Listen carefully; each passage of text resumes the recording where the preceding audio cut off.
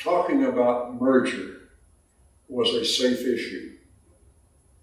Talking about doing away with the central jurisdiction and fully integrating the annual conference with the pressure later on of cross-racial appointments and things like that, that was a different story.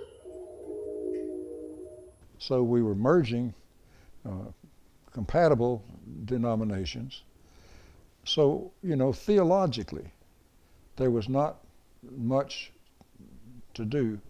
In terms of the merger with the EUBs, very little. Our theology is so much alike that did not present a problem. And we didn't have that many EUB churches in Western North Carolina that it became an issue. That, as I said, for us in Western North Carolina, we just didn't have them.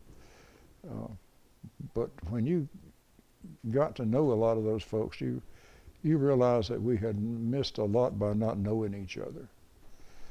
Central jurisdiction was a compromise. It was created in order to allow the Methodist Episcopal Church North, the Episcopal Church South, and the Methodist Protestant Church to form the Methodist Church. The black members were sacrificed in order to bring that about, and there's no other way to say it. That's what happened. It has to be said that many of the black churches were no more interested in having a pastor of another race than were the white churches. And we all think interracial appointments mean sending black preachers to white churches. It works both ways. I had 20 black churches in my district, and one round of conferences I asked them how many of them would be willing to accept a pastor of another race. Only one said yes. So there was concern and anxiety on both sides, and I think understandably so.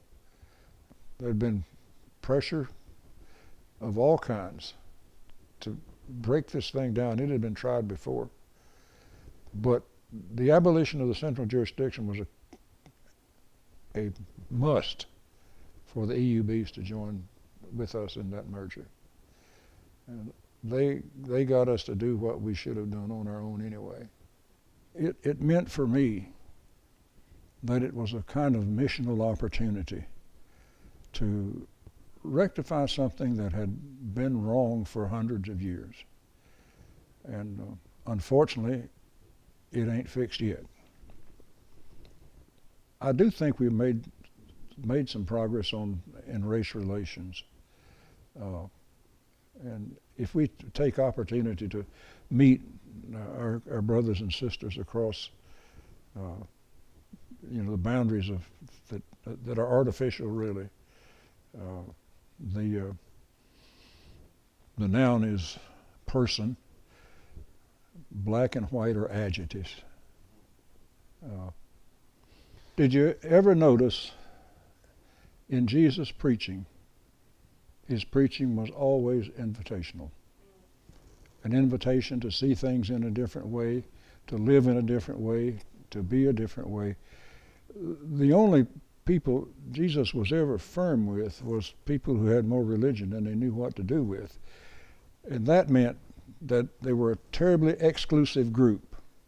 Only they were right and other people were wrong. And my preaching was always invitational, and it worked. I know that we're not where we ought to be. I know that we're not where we're going to be. But I also know that we sure as heck weren't where we were.